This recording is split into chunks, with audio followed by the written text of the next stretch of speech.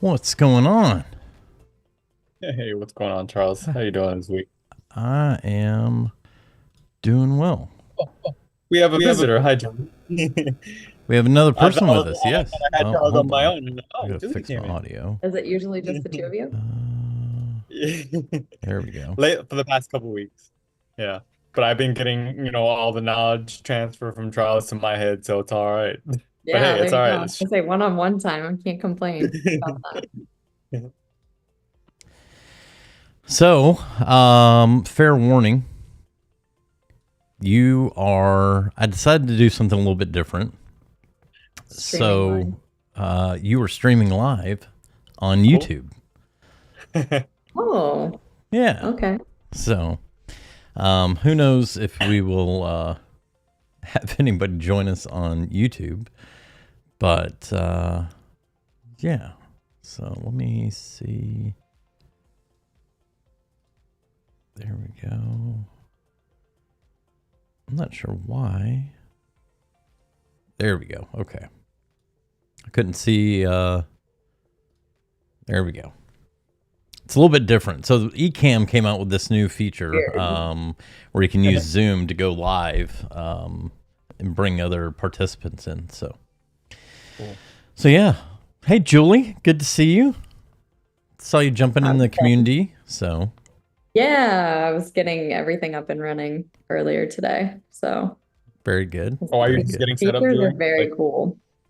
are you new into Pinnacle or are you been here for a Pinnacle, while? yes. Cool. Yes, Awesome. yes, yes. We've been courting for a couple of weeks. Brandon's been with us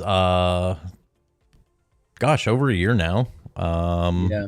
And so he's a power user. He's a data geek, so he's a power user. So yeah, it's been good.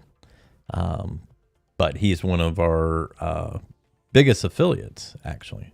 So if you want to step up the affiliate game, you can talk to Brandon.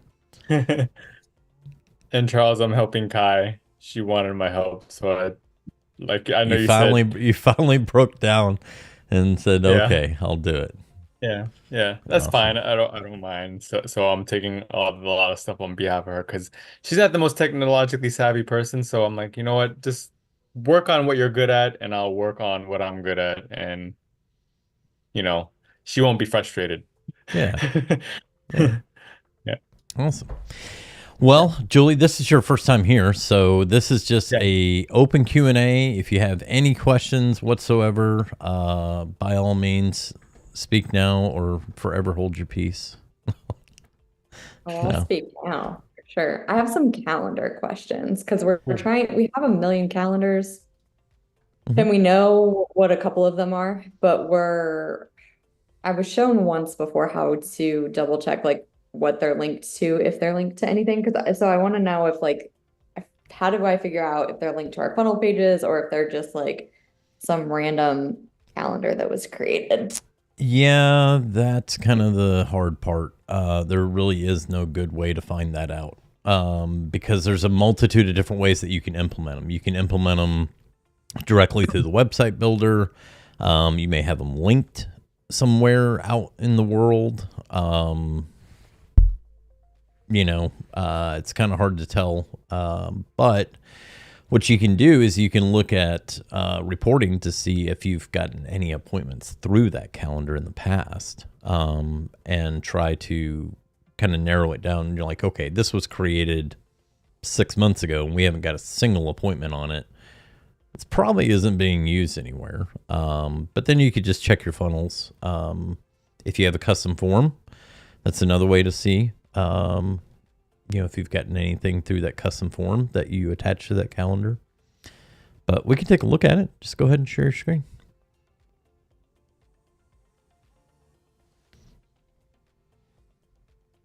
Yeah, I'd like to know where you would find that in reporting. Would it be in the dashboard or somewhere else, like within the calendars?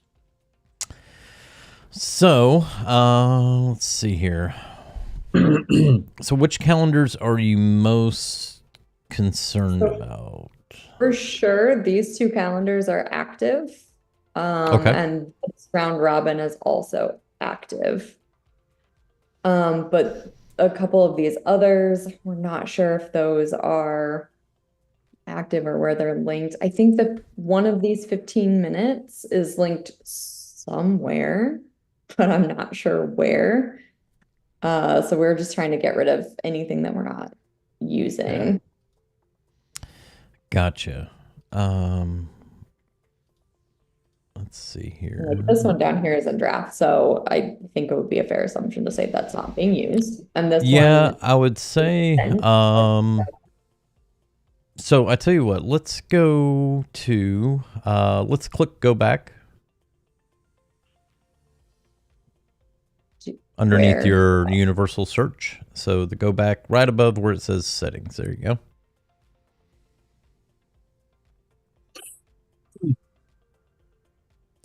And then let's go to reporting.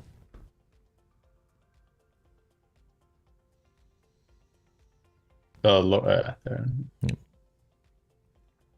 And then we'll go to appointment report. Ah, cool. Now let's go ahead and hit filters.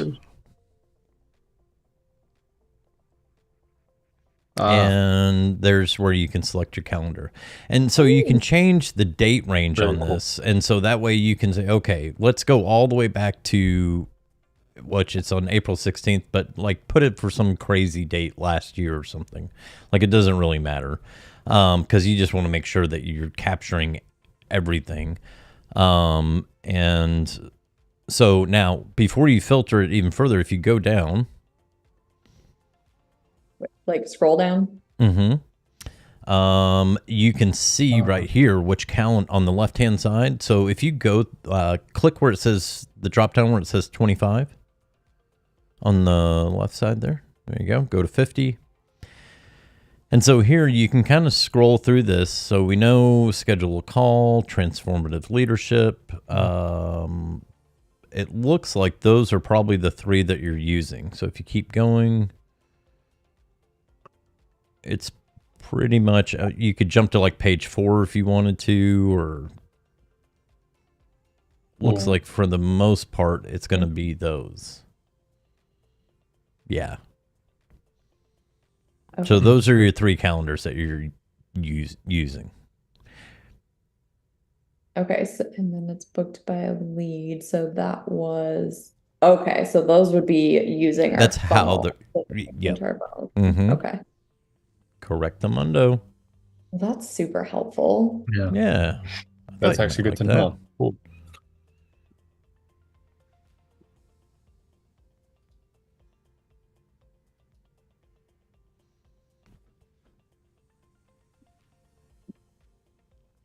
I'm just taking a quick note so I don't forget. Like, it's funny, like, as I'm doing, I'm like, oh, that's super easy. And then when I go back later to do it, I'm like, I have no idea what I'm doing. All good. All good. And remember, if you're like, where the heck is this at again? Like, I know there's appointment reporting. Just jump into live chat and say, I know I'm totally like spacing it on this, but can you please tell me where appointment reporting is? So. Okay, cool. Yeah. What else you got? Within, maybe I unshared my screen too quickly. We'll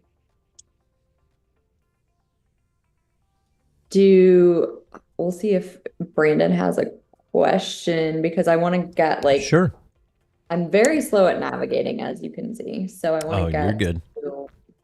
You'll get better.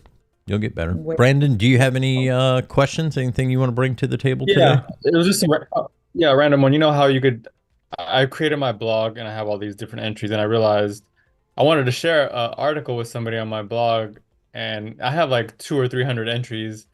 And I was wondering, is there a way to search the blog? Like a search functionality based on keyword? Just wondering. Because I remember I used to do that in WordPress and find it and then share it. Yeah, so right now there is not, although that is coming with the new blog update. Cool. So Awesome. with the new blog update that'll be coming out this quarter, it will function more like what you're used to in WordPress. Okay. So there's a Okay. lot more capabilities. You'll be able to do a lot more styling That's cool. with the new blog feature. So Okay. So sometime in the second or third quarter. It's not like anything that I it'll need be this immediately. quarter. Yep. This is sometime this quarter. Okay. Should actually come out. I think we'll be releasing the beta this month.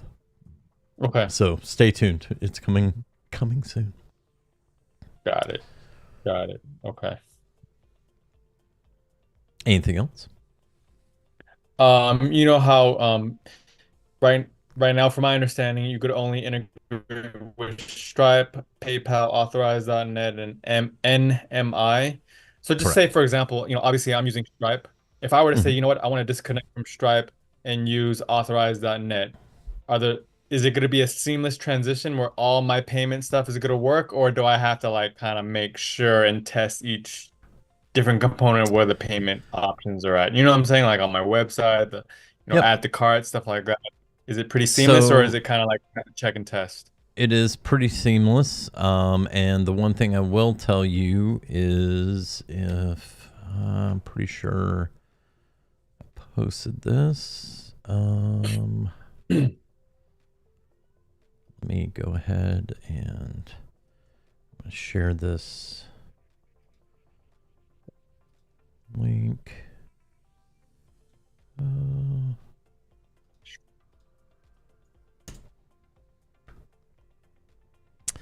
There we go. So I just posted the link in the chat to the latest changelog where it actually talks about switching payment providers. So one thing, while on the product side, it was pretty seamless. When we started storing credit card information at the contact level, if you previously, when you would switch payment providers, even though you had that card information, it wouldn't work because it was tied to that payment provider.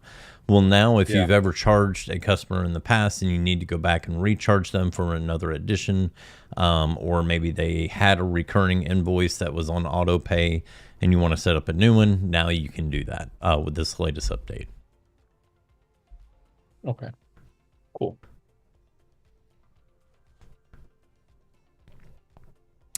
David on YouTube is asking, have we used the Collab app yet? So if you didn't know, Collab, I'll put the link in the chat, but Collab is the new mobile app for our online community, our client portal. So the Pinnacle client portal, where you access the community, where you access your affiliate dashboard, so you can see your commissions, grab your affiliate link, and where you can access all our learning materials that we have in there. You can do all that now through a dedicated app called Collab. And so I will drop the link in the chat so you can check that out. There's perfect segue, 'cause I was actually going to talk about the apps. Yep. Cool. And that's for the App Store. And then let me get the one for Google. Oh, Apple. Yeah. Yeah. And Sweet. so there's the link for the Google Play Store. And what's the name for because I was actually going to test out the Pinnacle on my phone and actually install it and check it out, because I haven't done that yet because I'm very minimalist, but I'm actually want to just play around with it. What is it called? Is it just Lead Connector that I Lead download? Connector, yep. And I'll go ahead and here's the one for Google Play Store, since I was already in their Play Store. Got it. And then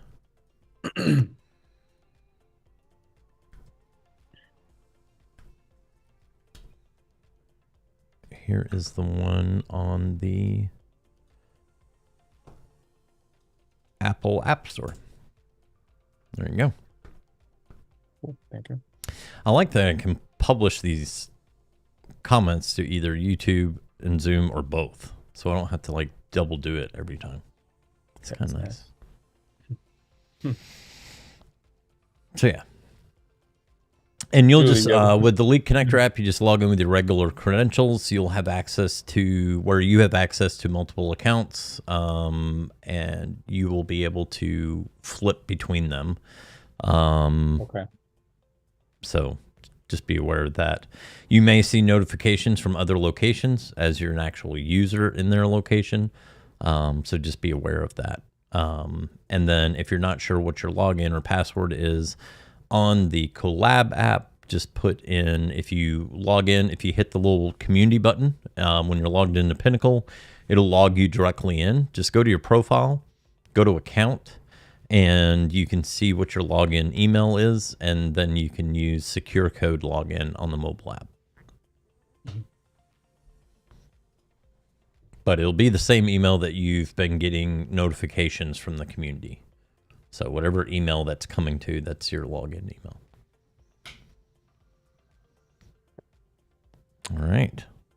What else we I'm got? glad you brought that up because I had to redo mine on my phone because of the migrate.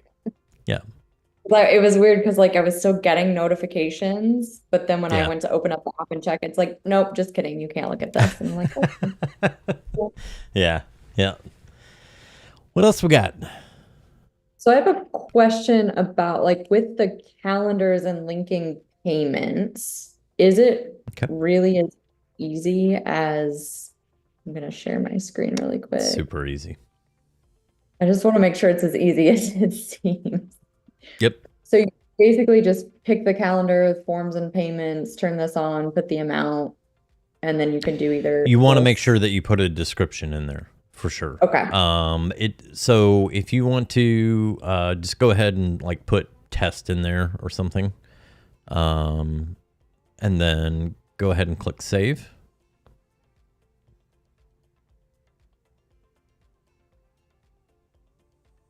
And now click close.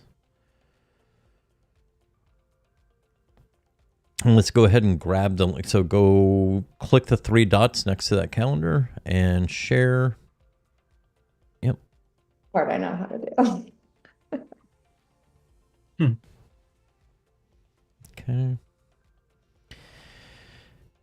And just go ahead and pick a time. And this way you can see. So if you scroll down,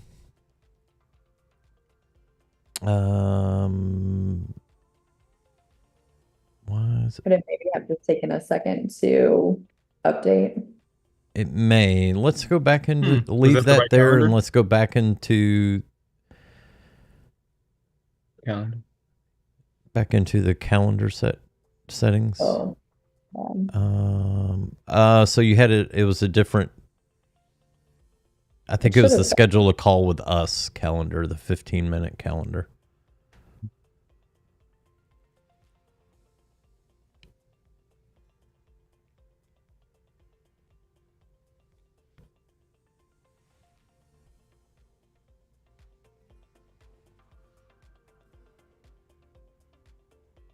It's thinking. You don't have anybody assigned to this calendar, so it's not this one.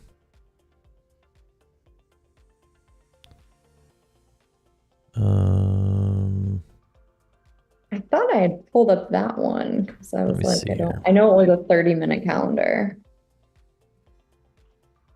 What's the date today? Today's the 16th, so the one that was last updated, right? Yes. That's so smart. Telling you, Brandon knows the stuff. He knows his way around here. I've been using it like every day for the past year. This should be it. I hope. Oh, I did update this one today, I think. But we'll go with it. We'll find out. Nope, not it. Not it. Huh, it was a good try, though. Yeah. All right, I'm jumping into your account. Let's see what we got here. Huh. Calendars. So weird. Edit.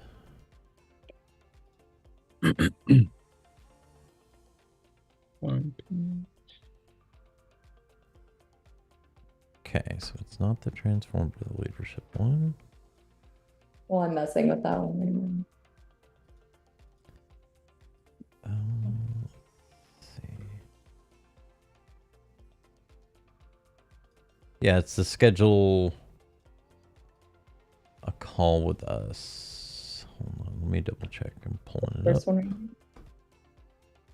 We've got like 17 of those. I'm pretty sure it's the 15-minute one. Yep, it was the 15-minute one. Okay. Which now says May 16th. Yeah. Yep. So I think your theory works still. We were just at the wrong thing. I didn't read it, maybe. We got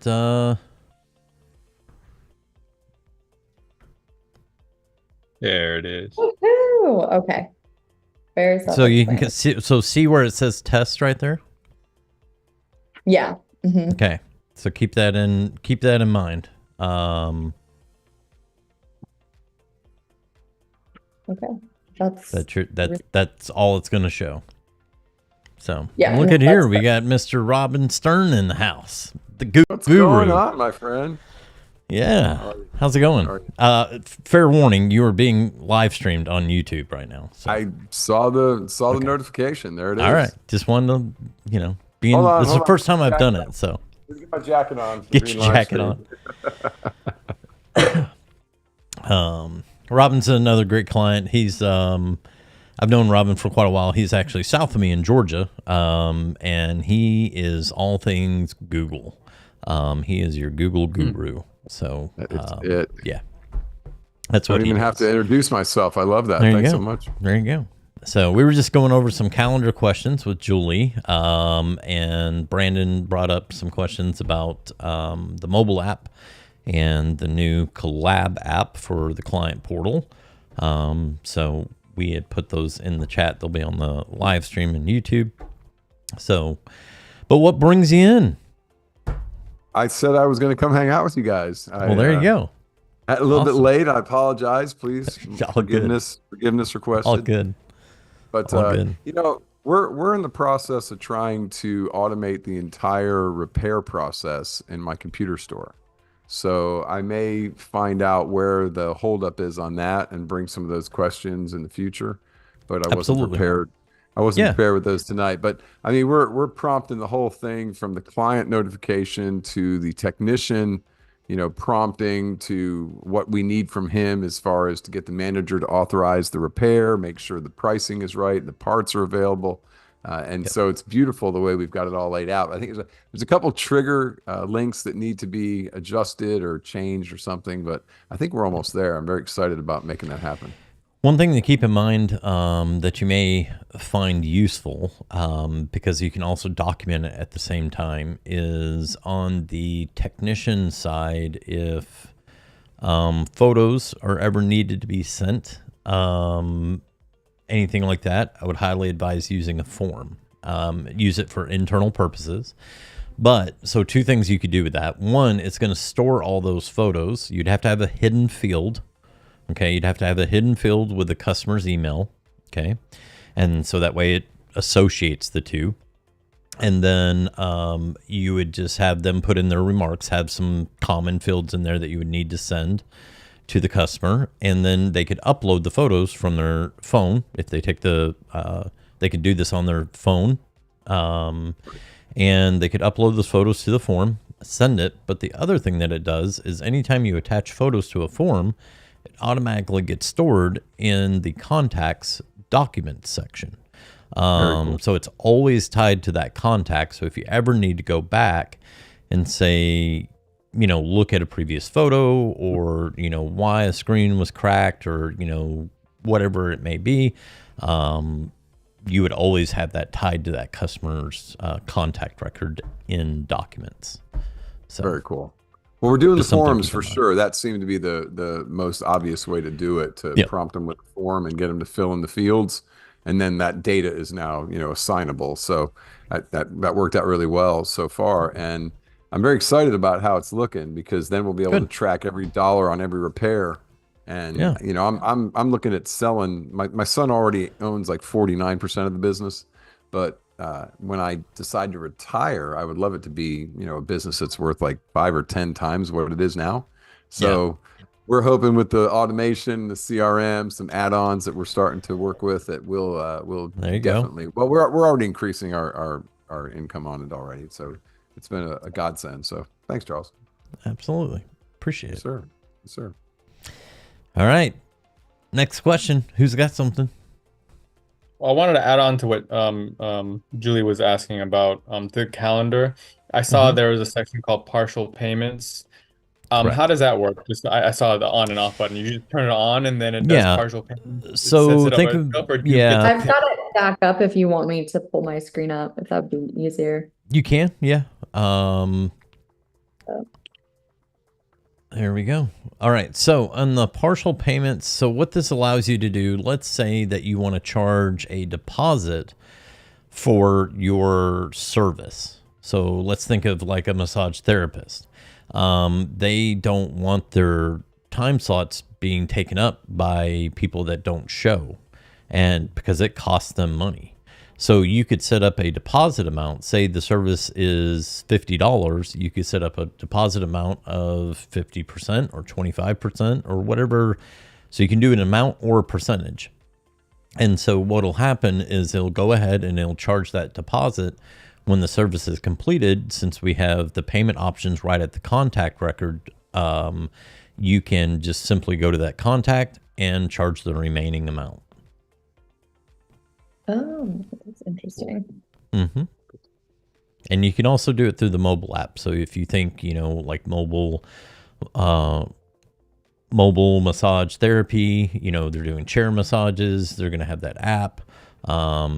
They could set this up as their calendar, but then from the POS side of the mobile app, the point of sale side, or from the contact side, they already have that customer's card information from where they checked out on the calendar, and they would be able to just transact the remaining balance. Okay. So for example, say you put the deposit amount, just as examples, $100 and percentage of $50. So upfront, they'll be paying when they book the time, it's going to be $50. And then after the booking is done, you've completed the service. Does people automatically send the remainder for them to pay, or do you create a workflow for that? Just how does that back end work?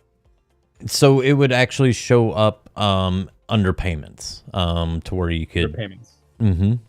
Yep. Okay. I'm just messing around with this as you guys are Yeah. talking about. No worries. So when you say under payments, the paid amount will show up under payments, but the unpaid amount after the fact, is that going to show up? Well, it's under actually payments? generating a pseudo invoice. So if you want to think of it that way, it's similar to text to pay. So like whenever I send out an invoice, I very rarely actually go and create an actual invoice. I usually do text to pay because it essentially does the same exact thing. It is an invoice that it's creating and sending. It's just way quicker for me to do it from the conversations tab, click the money symbol, add whatever I want to the invoice, click send, and it'll, if I have the email, it'll automatically have an automation to where it'll send out that invoice reminder right after invoice is issued. So they get it on both communication channels. So it's all in how, depending on your business, how you want it to interact. Mm-hmm. Yep. Good question, though. I gave up completely with trying to do the billing through the calendar, and I just make them pay ahead of time. I mean, I do that too. I put it on the website, you pay, and the next thing that happens in the automation, it sends you the link to schedule. So you don't even get to schedule until you pay. Thing. Pay first, and then I'll have the service. Well, and the nice thing about the payment integration with the calendar is that it will not schedule that appointment if they don't pay. So if you put that payment on there, they can't schedule it until they pay. They can fill out everything, they can pick their date and time, but it won't actually reserve that time. Now, the nice thing that's coming out next for calendars is the ability to reorder the way that it goes. So in Julie's case, she has a business partner. Well, they may have a shared calendar, but maybe Julie is working with a client, and that client goes back to that calendar to rebook another appointment. currently right now, because the date and time show up first, it doesn't know who to look for availability. So it's showing Julie and her partner's availability. So if her partner's first available and they pick that appointment, now that contact is going to get reassigned to the other person. But here this month, you'll be able to actually reorder it to where you could put the form first, then the calendar. So that way you know who the contact is and who it's already assigned to or not assigned to. So that way it'll only show that person's availability that is assigned to that contact. Same thing with the payment side. So you could go ahead and collect their information, but they won't even see availability till after they've already completed the form and made the payment. Very cool. Yep. So you'll be able to rearrange several things within the calendar, which will be a nice addition. A lot of different use cases. Very good. So you like to cook, huh, Brandon? Yeah, I went to holistic nutrition and culinary arts school. So yeah, I used to be a therapeutic chef. I used to cook for people that had metabolic issues like heart attack, stroke, prediabetes, hypertension. Very cool. Yeah. But I was overworked. I was cooking too much, and I didn't want to lose my love for cooking, so I went back to technology. I do both. I do this all day, but then I get to do the cooking and the. Yeah. I just did a portobello mushroom with Swiss wrapped around. I did some chicken breast that I flattened out and wrapped it, and then made some marsala sauce and threw it back in there, and it's very nice. Yeah, you had me at portobello. Portobello with the. I'm glad I've already eaten. Make me hungry over here. Yeah, sorry. I was just showing off that I had found him, and I was checking him out online and searching. Yeah, oh, yeah. Yeah. I saw you jump into the community earlier. Yeah. Yeah. Good stuff. All right. Any other questions? I think we got it. And Charles, I was going to ask you, like, I barely use WhatsApp. I know there's WhatsApp integration within Pinnacle. Mm-hmm. Is it the same thing as like how you're connected to Instagram? If somebody messages you on DMs you on Instagram, it automatically adds their contact information. Is it pretty much the same functionality? Same functionality. It's just another communication channel. So, in other countries, WhatsApp is highly popular. It is the primary means of communication in most other countries. It is never taken off in North America. Our cost for SMS and calling is relatively low compared to the rest of the world. But you go over to Australia and New Zealand, so like where you guys pay $1.25, $1.50 for your tracking number each month. Yeah. You know how much a phone number is in Australia or New Zealand? Anywhere from $25 to $50. Just for the phone number. And their SMS costs are extremely high, as well as their phone call rates. So that's why WhatsApp is so popular in those other countries. You see it a lot in the UK, South America, Mexico. It's pretty popular. So, but the nice thing is that you can use your Pinnacle tracking number as your WhatsApp number. So if you do sign up for WhatsApp, you're working with people in other countries, it's $29 a month. There are usage fees with it that come from Meta, and that's all on our website. But you pay the $29. You have to register it with Meta. You have to provide a phone number, but you can use your Pinnacle tracking number as that WhatsApp number. Just if you're using your Pinnacle tracking number? Because I use WhatsApp all the time and I don't have to pay So anything. there's two different WhatsApps. There's WhatsApp Personal and there's WhatsApp Business. You're using WhatsApp Personal. So I know to get it integrated, people that are international. Yep. Yeah. So And if you use want to it be when able I to pull, and so the nice thing is that we do have WhatsApp validation. So when you go to text someone or message someone on WhatsApp, you say, okay, I've got a workflow that says, I want to go ahead, any person I get that's from one of these countries, I want to just go ahead and try to send them a message to see if it's a WhatsApp number. We can we'll get the message back from Meta saying it is a WhatsApp or it's not. And so you can kind of base your messaging, how you communicate with them. But the other thing is, let's say someone calls you, you don't have to worry about having two different numbers. Like, you give out your WhatsApp number, that is your Pinnacle tracking number as well. So you're only having to keep up with one number. And also, if someone from WhatsApp texts you, it'll come in. If someone from a non-WhatsApp, or say that same person, decides to use an actual real mobile number to text that same number, it'll come in on SMS. And then with the website chat widget, we now have the ability not only for SMS, live chat, but we also have WhatsApp in the the chat widget for your websites. The nice part is if you do work with people overseas, when they fill out, if you default it to WhatsApp, they fill out the contact form with their name, phone number, email, and message. It'll automatically open, if they're using WhatsApp, it'll automatically open their WhatsApp to that conversation. If it's on desktop or mobile. And then if it's not a WhatsApp number, it will come in through your SMS channel. So you don't lose either customer, but you're able to gain that WhatsApp customer through that chat widget. So if you're using the built-in chat widget in the funnel or website builder, I would highly recommend you switching it to WhatsApp if you do anything with overseas people. And that way, if they put their WhatsApp number in there, you can communicate with them via WhatsApp. And if they're messaging you, you have 72 hours to respond back. So Meta cuts it off after 72 hours. They have to reinitiate that conversation, or you have to send a broadcast message. So. You have so much information. You have so much information, Charles. That's all I do. Piles. I know. There's so much of it. It's so much of it. There is. Every use case is different. So. Yep. All right. It's the three amigos. All right, well, go home. Go home and tuck the kids in.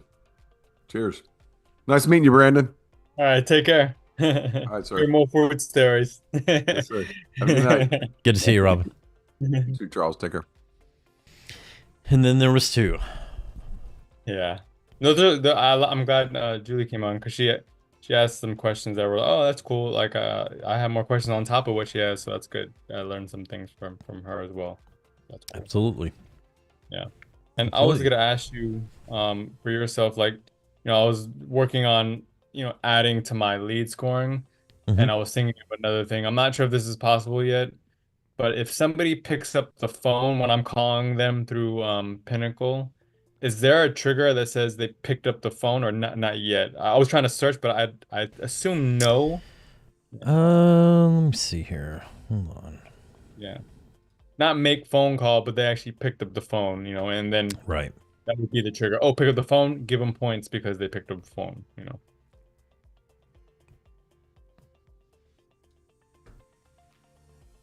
I know on the incoming side, we could definitely do that. Well. Oh, if they called me? If they called. Yeah, you could. If they're calling you, you could add, because that's an incoming call. Yeah, I'd like to know both. Yeah, both those triggers would be called. Let's go ahead and do this. Let's see here.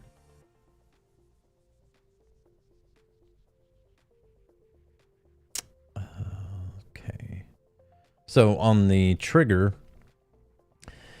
if we do call status, call direction is incoming. Call status, you could just do it on the call direction incoming. And then you could pick your make sure it's the right phone number. So if you want to narrow it down to a certain phone number that you have, you can do that as well.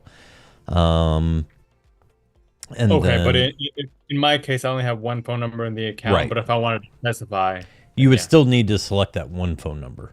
Oh, I would. Yeah. Okay. Okay. But then you could put the call status as completed. So when an incoming call is completed, meaning that you picked it up and hung up, once you hang up, it would fire this.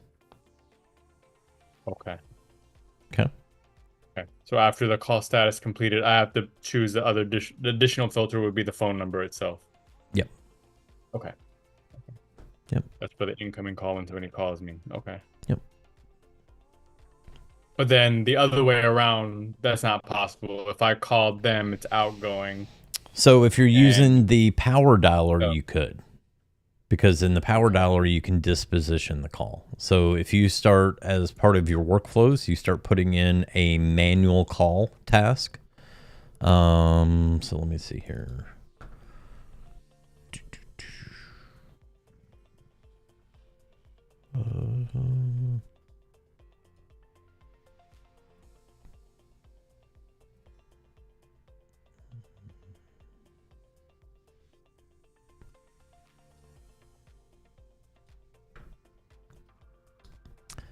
So if we do this,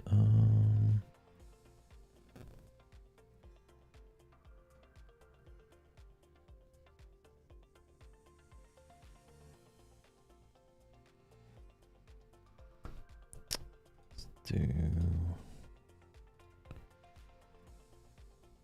Oop.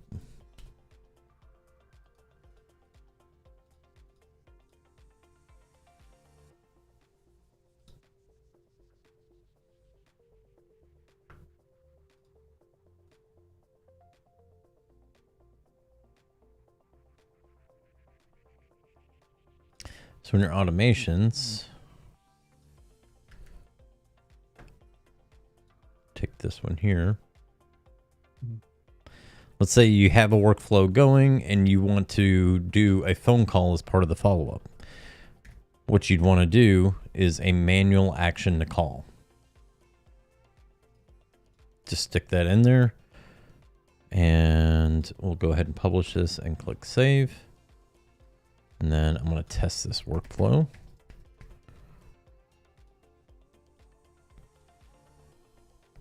Okay, check our execution log. Okay, so now it's waiting. Let's see. Now, if we go to conversations, manual actions, there you go. And if I hit let's start,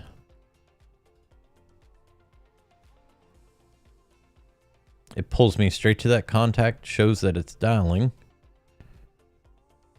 and it's doing a call loop because there we go. Yeah. Okay, so I'm going to go ahead and hang up this call. It's going to give me this disposition window.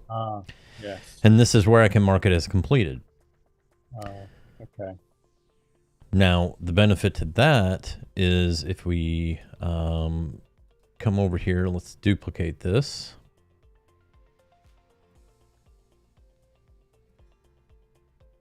Let's go back into our workflows.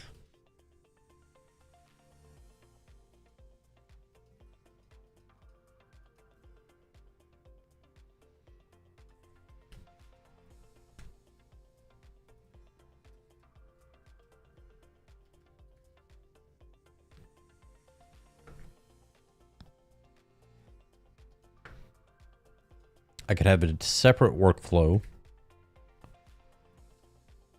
that says call status. Call direction is outgoing. My call status is, let's say, busy, canceled, no answer, or voicemail. I can save that trigger. Let me go ahead and get rid of this for this example. And then underneath here, I could do SMS.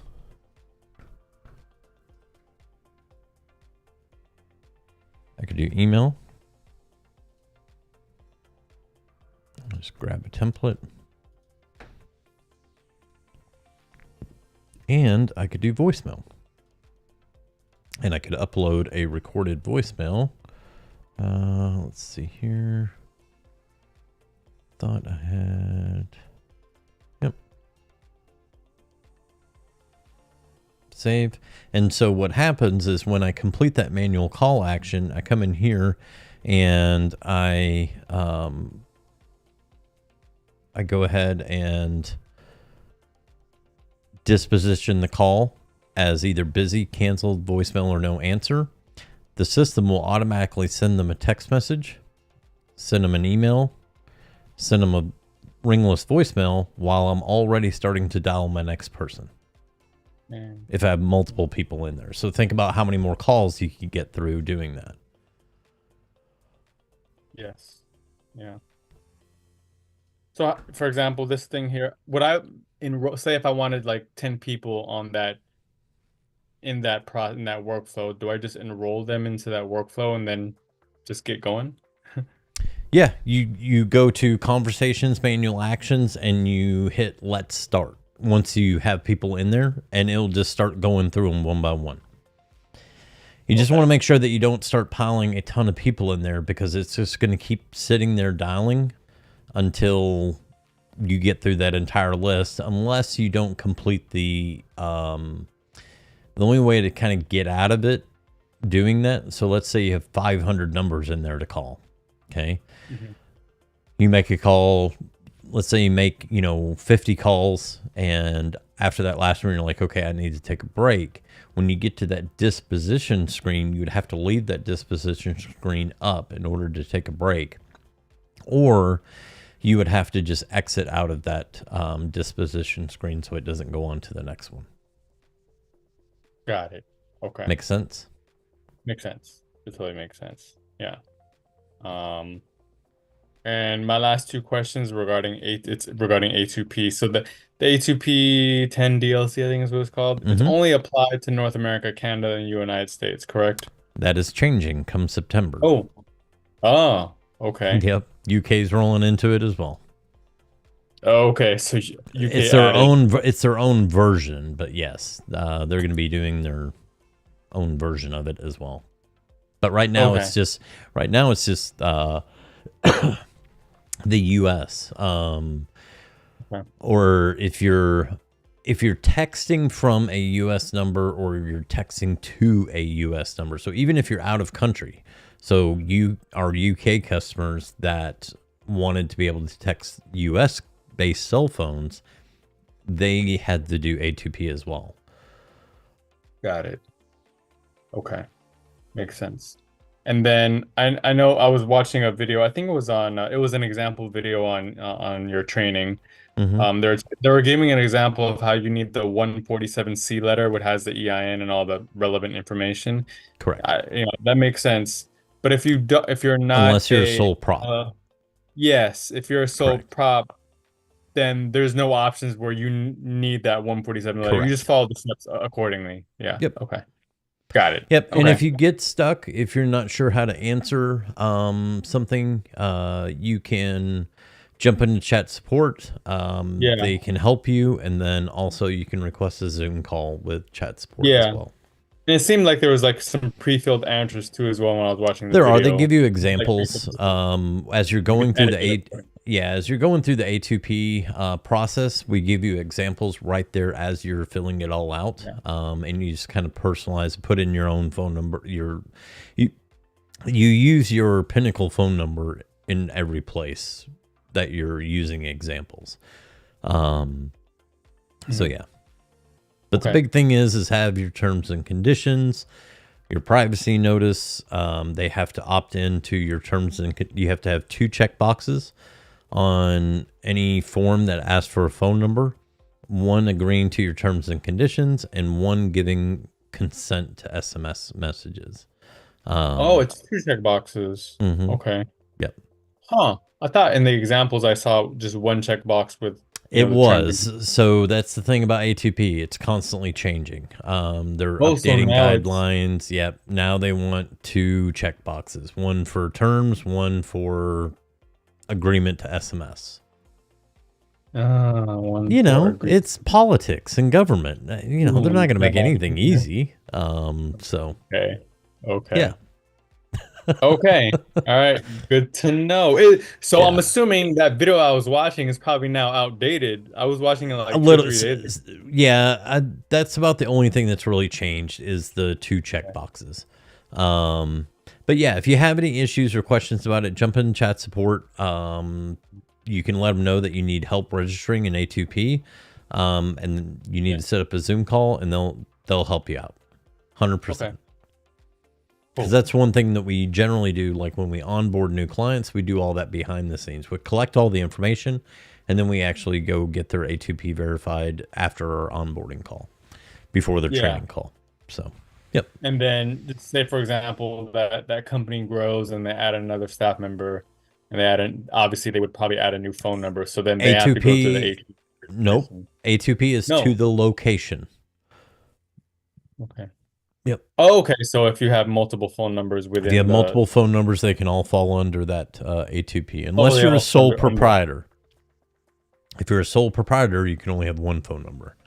But if you have an EIN number, if you're an LLC, if you have an EIN number, you can have more than one phone number tied to that A2P. Because, I mean, think about it. If you're a sole proprietor, why do you need more than one business phone number? Yes. Yeah. So. Yeah. And that's an A2P thing. It has nothing to do with us. It is purely A2P. Got it. Okay. Cool. I don't have any questions. I ran out. That was very informative. Appreciate it. Well, I appreciate you hopping on as always, and we'll see you next week. Cool. All right, Charles. Have a good night. Take care.